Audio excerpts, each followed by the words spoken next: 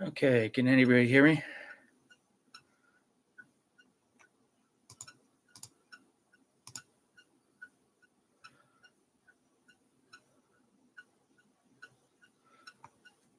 All right, this is Robert from Meis Morphs. This is our first live. Uh, Tried setting it up in the snake room downstairs, but apparently signal was a bit of an issue, and had to come right back upstairs where me and the boas are at. So I can't really do a whole bunch of anything because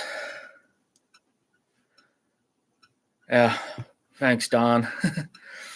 uh, Coming out a little bit out of my bubble on this one. Like I said, the signal downstairs in the snake room was not letting me pick up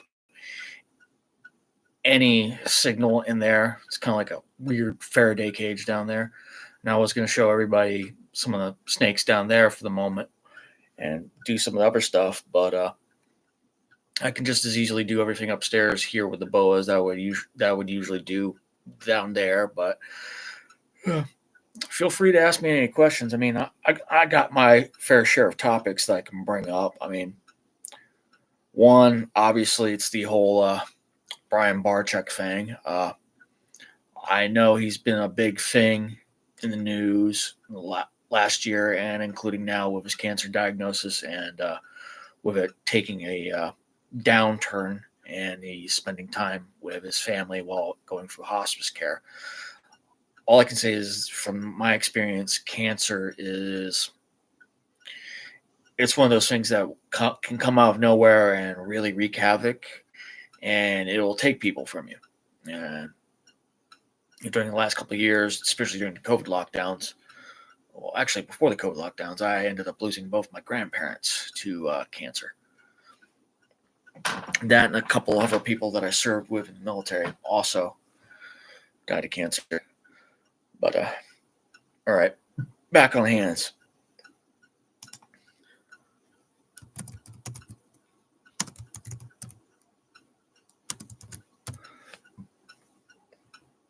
Uh, Now, let's see if I can pull out one of the boas. I know I pulled some of them. Well, the only two that I'm breeding right now, I pulled the male out from the female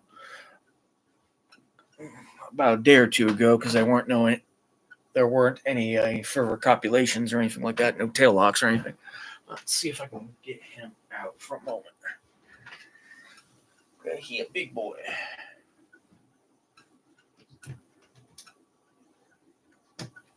And hopefully he won't make a mess by pulling out a whole bunch of substrate. Come on out.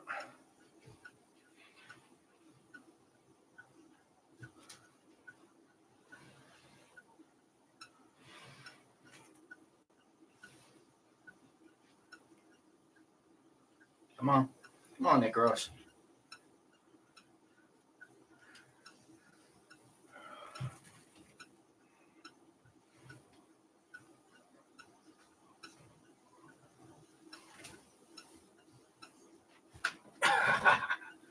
There we go.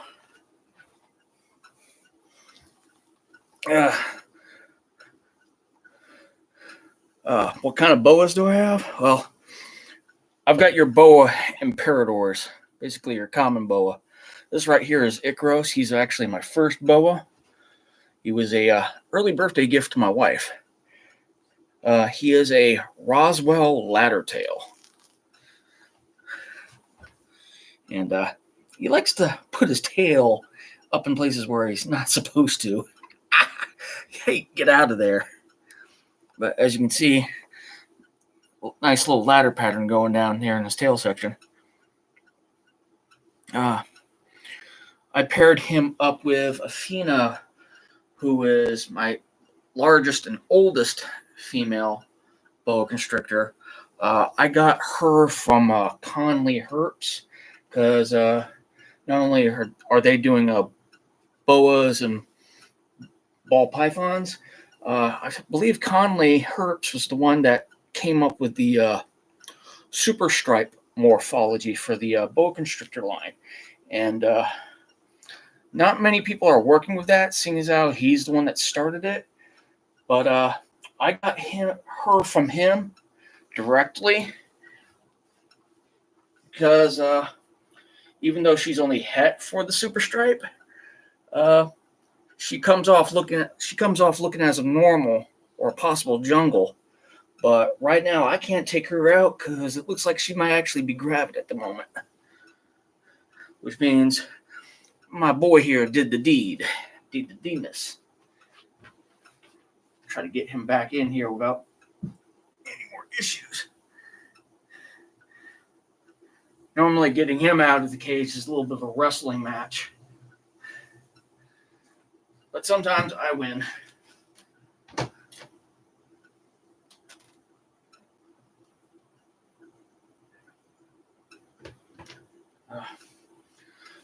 The one other boa I got, another male, his name's Musashi. He's a hypo jungle, and when I got him, he was a small, whippy, wiry little guy, and he did not have the best attitude. He was very hissy. And we found that out the hard way when my wife tried handling him all of a sudden, and then he kind of freaked out on her, getting all loud, sounding all like Smog the Dragon from The Hobbit and everything. But he's actually managed to chill out a little bit. Like, when I say he was an asshole, he was an asshole. But now he's just pretty chill. My wife's still a little bit afraid of him, though. But that's kind of how it is with her sometimes. My wife is more comfortable with the ball pythons than the boas, because the boas are a lot bigger and they're a lot stronger, and that usually means my wife ends up getting tangled up.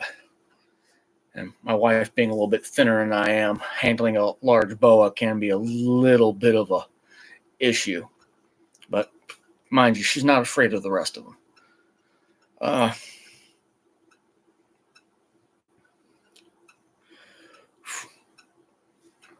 I can tell you this. I know I kind of feel like a small potatoes channel. I got really small, humble beginnings, and I kind of had to really work my way up to where I'm at. I mean, mind you, my position on the whole,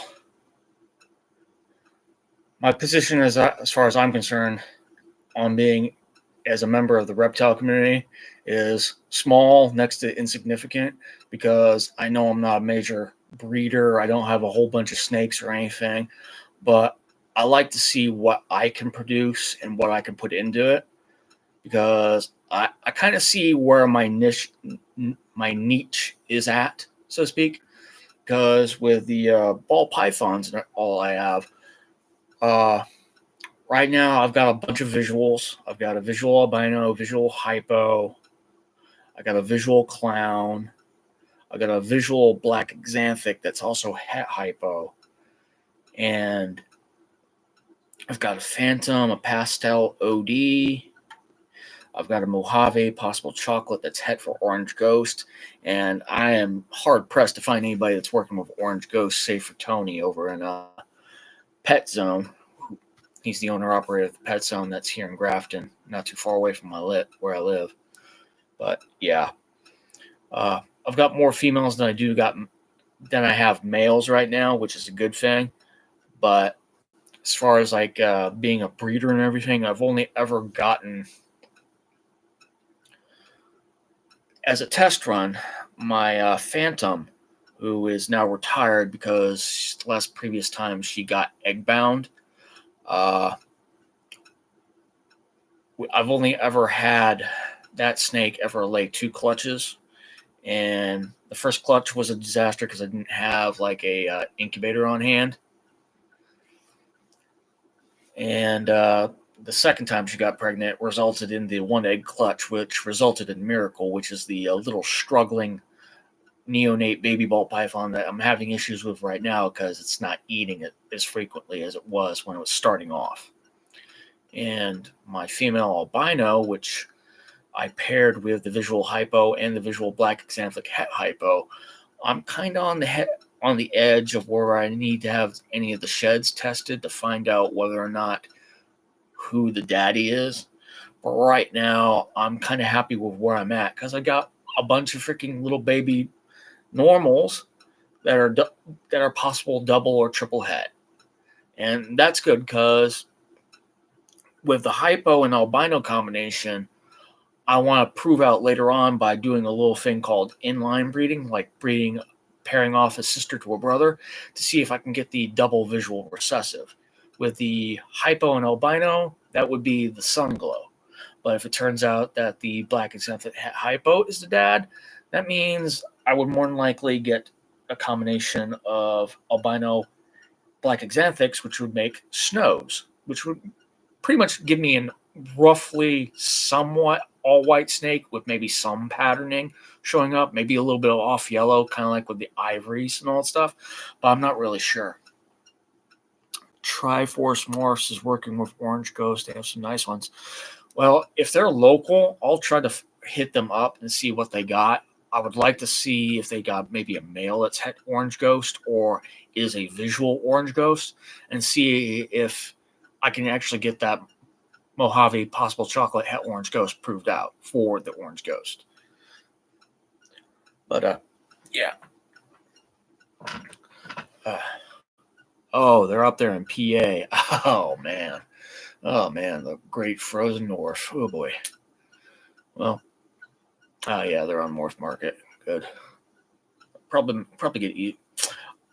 My wife tried to set us up on a Morph Market, but given with how many listings there are at current, and seeing that a lot of those snakes are not moving, like being bought and everything, I'm more up for being the person that is like at the cons that tries to do person to person sales with people and stuff like that, or try out the groups on Facebook to see if I can get my snakes moved around as far as like the babies I have.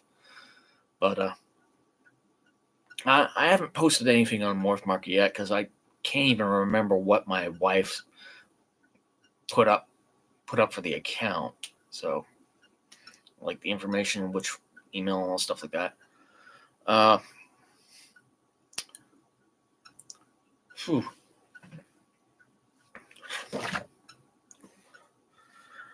Oh man, I tell you this much. Within the first couple of months of actually posting, like heavily posting on YouTube, took me a while to build up the whole feeding videos, feeding shorts, and everything.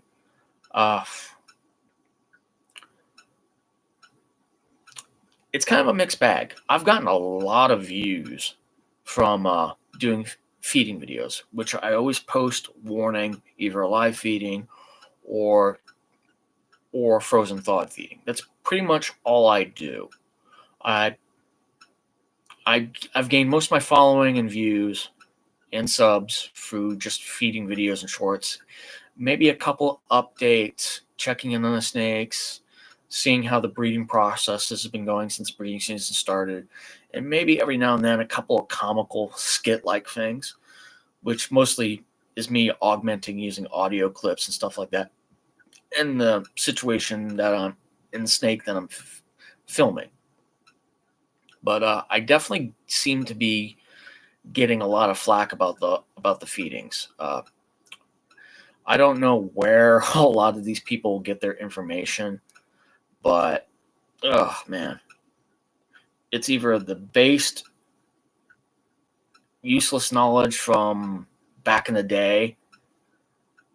It's like, oh, you should feed freaking frozen thawed. It's better, feed pre-kill. It's like, hey, to each their own, and it's hard to get some snakes to take anything else other than live if that's all they've been introduced to at first. And switching them over to frozen thawed is a bit of a challenge because that kind of means you need to get them at the point where they are hungry to the point where they will take just about anything, but it's almost like starving in order to get to a point. But I don't exactly agree with that type of practice, so to speak, of pushing it until they're at a certain point where they just have to give in and take it. But when they do, it's great. You don't have to worry about having to dangle things too much or worry about getting bit. But so at a certain point, the comments about the live feedings, especially the negative ones, I've actually had to inhibit using the restricted settings. Basically, I have to review every single comment before I even let it post.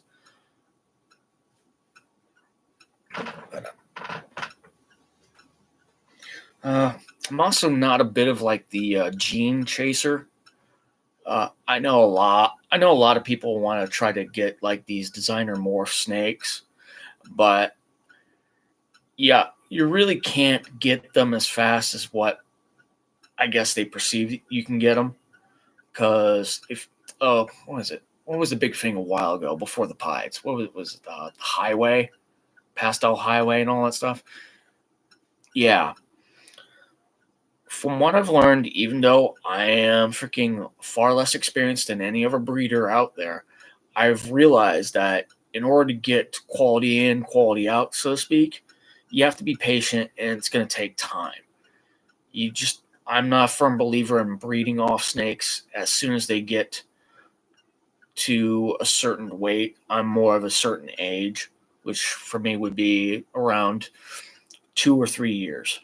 3 years at the high end, because by then the females will probably be of healthy weight. They'll have enough reserves to go off food for a bit while they're building up the follicles, which are turning into eggs. Easy peasy. And then the males will at least be big enough that way when they go off feed, because they'll be focused on breeding, they're not going to be losing too much and they're not going to be looking so skinny. Because I do not want to experience that kind of trauma of losing a snake because they decided to go off feed because breeding mode did not want to switch off and go back to feeding mode. Now, speaking of tragedies, I have learned the hard lesson in this business, in this hobby. Uh, last year, right after the clutches had pipped and hatched, I learned how easily a equipment malfunction can happen.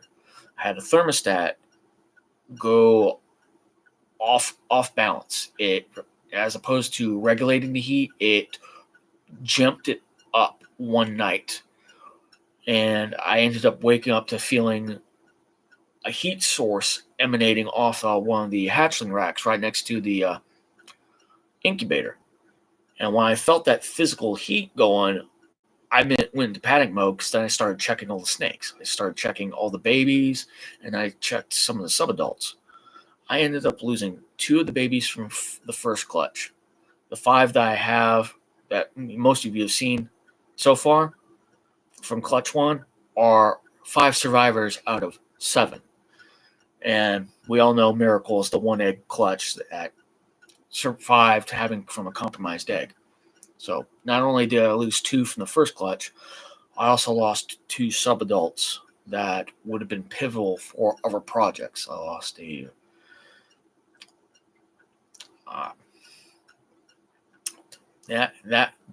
that incident kind of crushed me. It made me really depressed. It put a hamper on me wanting to post on anything. But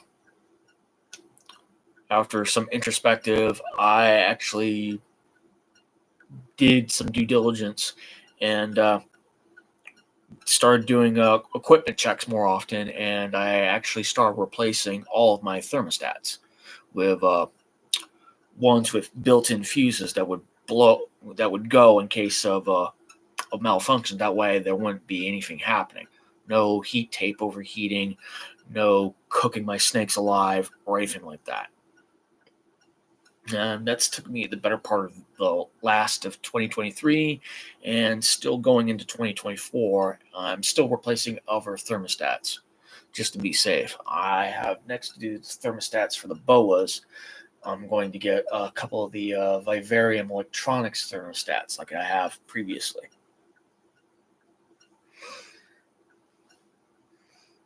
Yeah.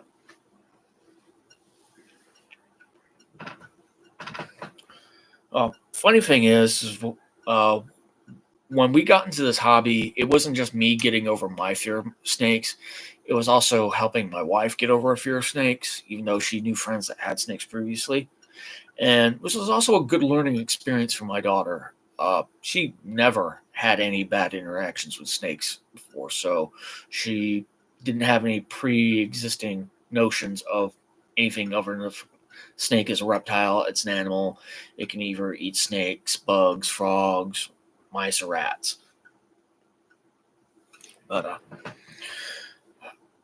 the first snake we got was a pastel orange dream.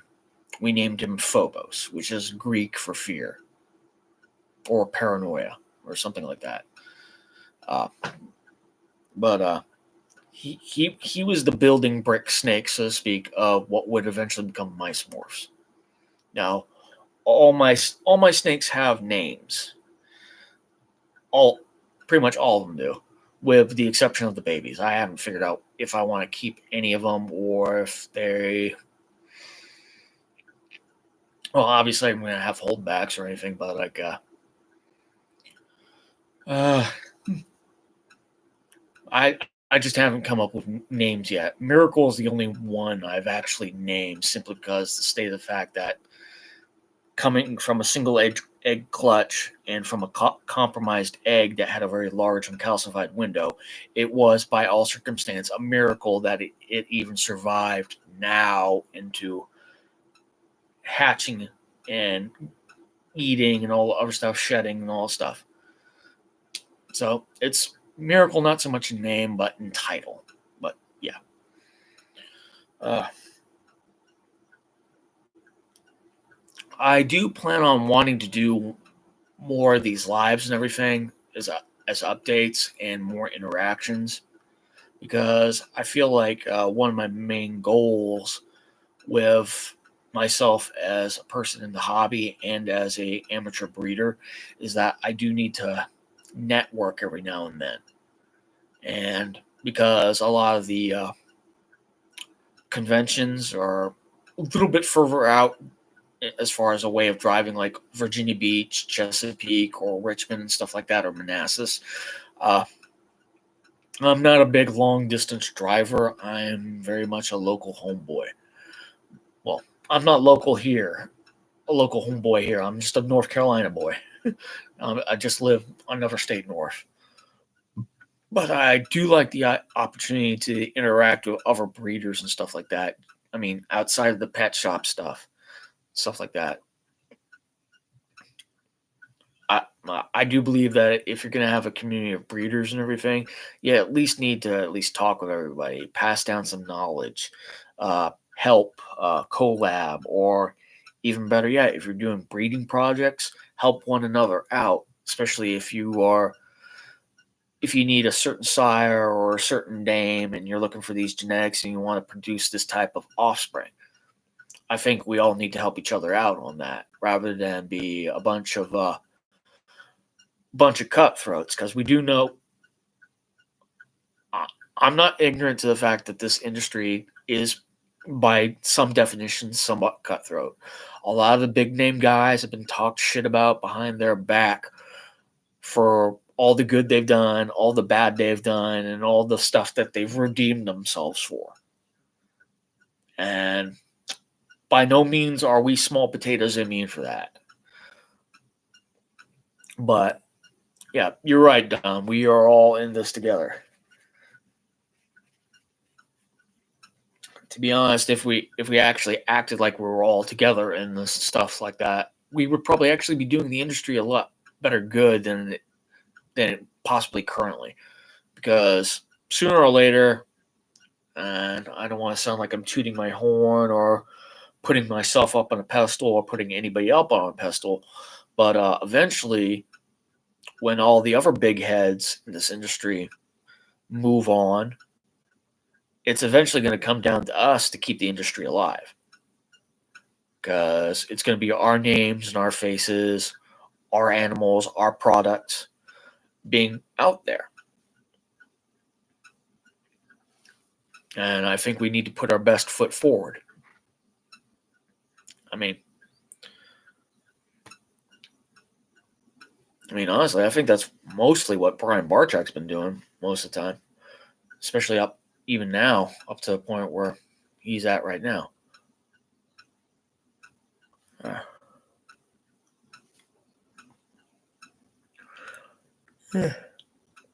excuse me, just a little bit tired. It's been a bit of a long day, but I am going to try to do more lives and more collabs with other snake YouTubers. Probably going to probably do lives or recorded conversations using screenshots and everything, or screen recorders. And don't want to sound like I'm trying to drop names or anything, but I'm hoping to have a conversation live with Ben Cincy Snakes out of Cincinnati. It's prospective that we're trying to get in contact with each other come Tuesday night, but fingers crossed, but not too sure about that. But if we do, it'll definitely be posted for everybody to see. Welcome you all to hop in on that, comment, ask questions, stuff like that, whatever. Oh, and I do appreciate some of the new subscribers and comments from Patrick's live and everything. Thank you very much for that. Brought up my subscribers numbers a little bit, because things are starting to dip down a little bit, going backwards for whatever reason. But thanks for that. Thank you, Don, and thank you to the other person that you had subscribed. Thanks.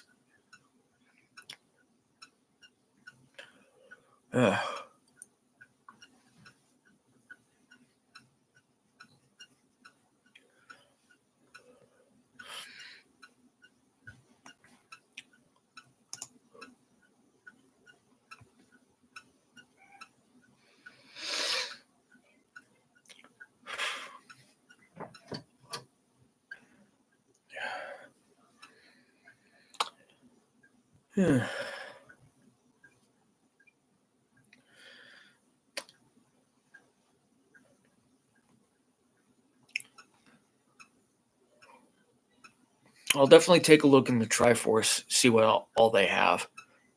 But I guess see where that falls on my budget. Hello, Mr. Coker.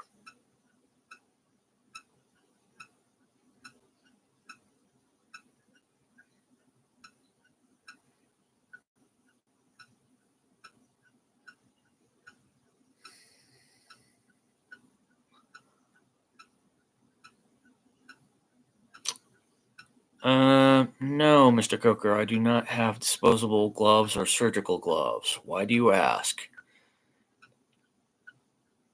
And please make sure your response is appropriate, or else. Oh,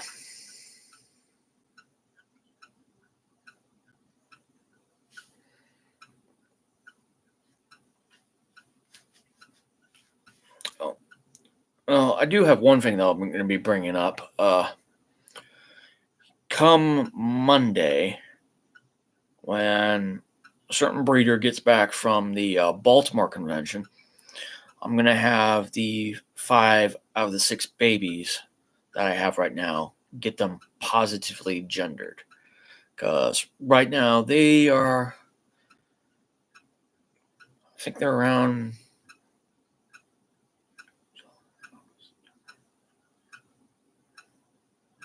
June, July, August. They're about, 6 or 7 months old right now. And they're on large mice right now, so they should be big enough to get sex now. Because I don't have any probes, and because I've got a bit of a tremor that affects my right hand a lot. It's due to some cervical stenosis and pinched bent nerves and spinal cord issues in my neck. So trying to use a probe and stick it into the vent to do the whole probe depth check to find out what their genders are. That would be a little bit too traumatic and a little bit too difficult for me. So I'm gonna end up having somebody pop them. Like invert the plate and see if hemipenes pop out or if none at all. Oh, hey, Ben. What's up, man?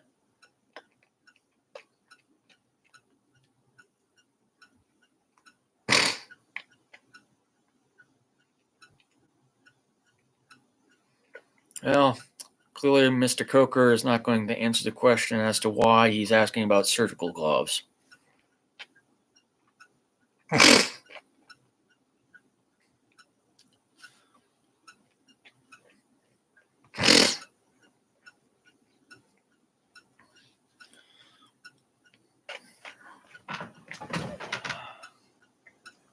Oh, man.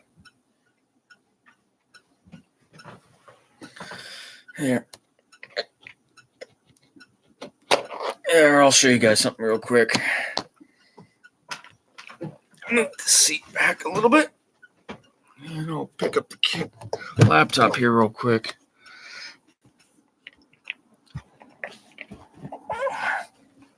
I don't know if you can see them really well. Just turn on the light or not. That right there you can see is Musashi. He's definitely balling hard. That right there is Asina, and she is massively swollen right now down her lower half. You can see it right here where everything's starting to bulge out, where that one diamond on her side scales is all stretched out. It is, I won't say football size, but it's definitely like a Nerf football. Oh, man. Yeah. She just recently went off feed as of last month.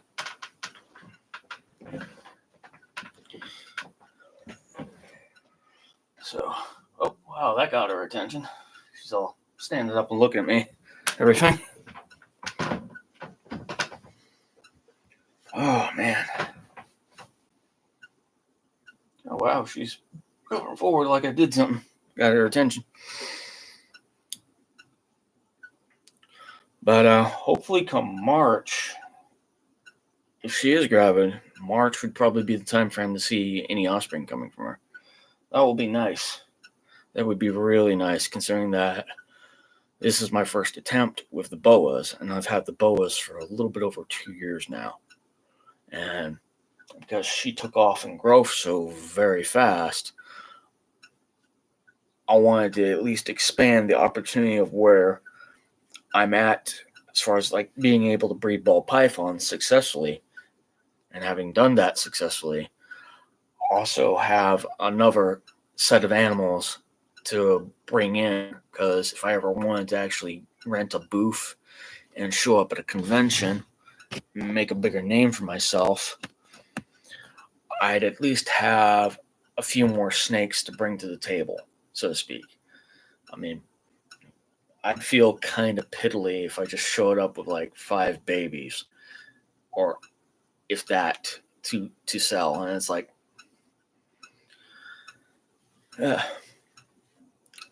I would rather have some baby boas to throw into that, because simple fact that they give live birth and everything, that means more than just like 6, 7, 8, or maybe even 10 eggs at a tops from a ball python, whereas you get almost double that with boas. But I'm really hoping she is. She's, fingers crossed. And that's one other thing. I realized that with bringing boas, that there is a little bit more risk involved, because like how I mentioned earlier, that if I were ever to deal with another tragedy, a different tragedy like snakes starving themselves because they were more focused on breeding. That would be a big hit, but knock on wood somewhere that I don't have to deal with that, or if that ever happens, because worst that could probably be the second to worst thing that I've ever experienced since I've started this stuff.